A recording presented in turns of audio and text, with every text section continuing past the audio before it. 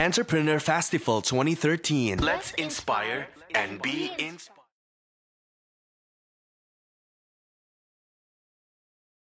Saya rasa saya pada saat ini kebetulan saya lebih beruntung karena zaman kita sekarang lebih banyak pengusaha perempuan dibandingkan nenek saya dulu yang ditolak meminta izin karena alasan sebagai seorang perempuan. Nah pada saat ini mungkin yang orang pada saat pertama kali melihat ini seorang perempuan bisa nggak ya, jadi agak lebih diragukan kemampuannya untuk berhubungan dengan banyak laki-laki. Dan juga bisnis angkutan darat ini kan juga bisa dianggap sebuah bisnis yang macho gitu ya, karena banyak sekali berhubungan dengan orang-orang di lapangan. Saya rasa yang paling penting adalah kita nggak usah terlalu menghiraukan apa pemikiran orang. Yang penting kita harus berusaha sebaik mungkin dan membuktikan bahwa kita memang bisa dan kita memang mampu.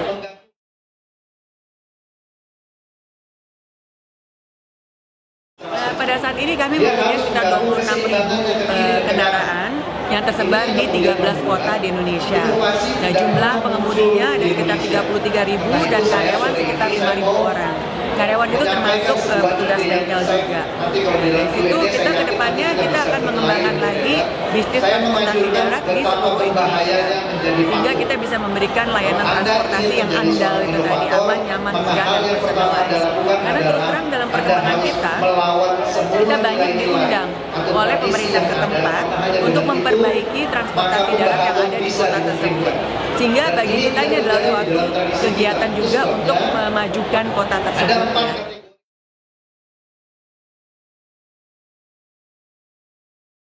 Saya rasa balik ke filosofi ya. Kita niatnya masuk ke satu kota baru itu adalah untuk memperbaiki transportasi yang ada di sana. Jadi setengah bisnis, setengah CSR sebenarnya. Nah kalau niatnya udah seperti itu ya memang awal-awal kita akan berusaha sebaik mungkin untuk bertahan terhadap segala macam jenis tantangan. Dan kita lihat lagi kenyataannya, kan biasanya kenapa sih mereka berdemo? Karena mereka bilang nanti pengusaha besar dari Jakarta mematikan pengusaha lokal, biasanya seperti itu.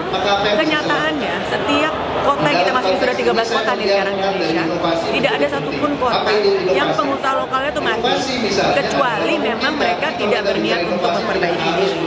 Dan jadi kalau pengusaha dan para pengemudi itu berniat untuk memperbaiki diri, dengan masuknya Bluebird di kota tersebut, maka pangsa pasarnya akan menjadi semakin besar. Yang tadinya orang nggak mau naik taksi karena takut, begitu Bluebird masuk, mereka terlatih untuk mau naik taksi. Dan kita juga nggak akan mungkin kok bisa melayani semua pangsa pasar yang ada. Sehingga akhirnya dengan kuenya semakin besar pula, semakin banyak pula perusahaan yang bisa maju bersama kita. Contoh konkret Bandung misalnya, ya kan, itu kan contoh konkret sekali.